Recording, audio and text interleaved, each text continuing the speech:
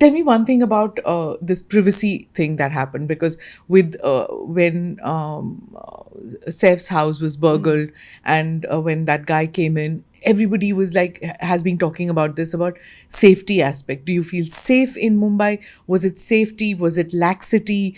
Or was it this, lack of privacy also, that everything is under the camera eye?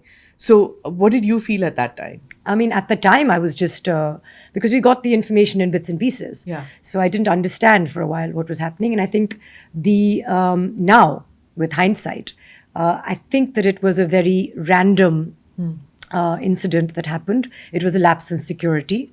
And there was the person, the perpetrator, the thief, didn't know which house he was in. And I think that it was dark, so he didn't even realize this attack that took place. I think it was a lapse in the building security and in the flat security, which is, of course, across the country now, people have addressed these lapses. But it's weird because my own flat was burgled, was broken into 10 years ago. And Kunal caught the thief. And so for my mother, you think these things happen to other people. Yeah. But both her children's flats in Mumbai have been broken into. What a nightmare. Yeah. So then we feel like, it's quite close to home, literally. Yeah. But and in that case also, you feel like, I mean, it was a house that I don't live in anymore. When I lived in, it was on the first floor, so easily accessible to the road. And now, of course, grills and things have been put into place even in that building. But these things, Mumbai is quite a populated city. I lived on a road also where there's a hospital and there are people constantly walking. Yeah. But these things tend to happen around 3 or 4 in the morning when you're probably deep asleep.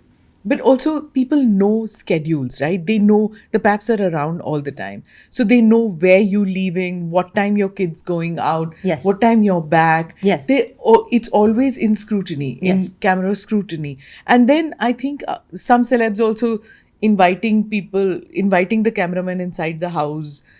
Look at my room. This is the balcony. This is my bedroom.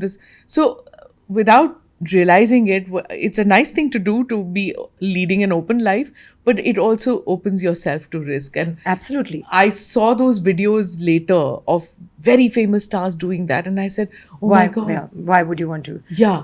I feel like, of course, I understand that, if we want to live in a world where you should be able to do these things and people should not take advantage of that. But as somebody who's also very open and trusting, that's me. I would probably also do something like that. But my advice has been from people close to me, especially from Kunal, is that be a little vigilant, be a little careful. Hopefully these things will not happen, but don't overexpose yourself to these things. So we, as a rule, don't really shoot at home. As a result of that, we are protective when it comes to our daughter. There's lots of things happening now in the world with AI and image replacement. We just, it makes you feel uncomfortable in many ways. And of course, when it comes to your children, you are extra protective. So even when it comes to her, my experience has been good. Even when it comes to the media or it comes to the paparazzi, they have generally in India been respectful. And if you ask them, in my experience, then they have respected that. There was an instance when I think we were by a swimming pool somewhere with Anaya, and she was very young, and there was some paps, and now of course they have long lenses and whatever. So, but he did go out and request them and said, we're swimming and whatever, can you not take pictures right now? And we will come out and pose for a picture later, and they didn't. I don't know how long that will stay. Yeah. But at the moment, the experience has been all right. Would you have the same rules for your kid like your mom had, that, or your dad? No, pehle. First say no, and then don't get into films, don't do this. Would you do that? I feel like, as I said, they never said no, but their disapproval was, for me also, my disappointment, I try very hard not to show.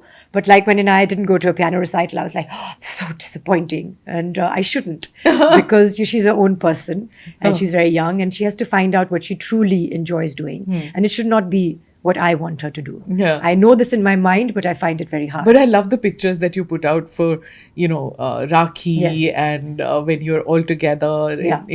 It makes a very beautiful family, knock on wood. And that you celebrate all the festivals. We do. You're a multicultural family, multilinguistic, multi-religious, but you celebrate all the festivals together. For you, I guess it's important. I think that that is how we grew up in a multicultural environment, and we went to an international school where we had food festivals where we were eating food from Korea to South India to Africa, all over the world, and we had friends in our class from all over the world. So even just beyond the cultures in India, we were very international in our thinking, and open to different ways of living life and different ways of practicing your faith. There was a lot of healthy respect for that. When it comes to celebrating things, we were not doing that at all until Inaya came into our lives. And then she, as a young child, wants any excuse to eat some meetha. And every festival comes with some meetha. So whether it's Eid and Sivaiya, whether it's, Diwali Ganpati and your Modak, she wants it all. So I suspect it's more about the desserts.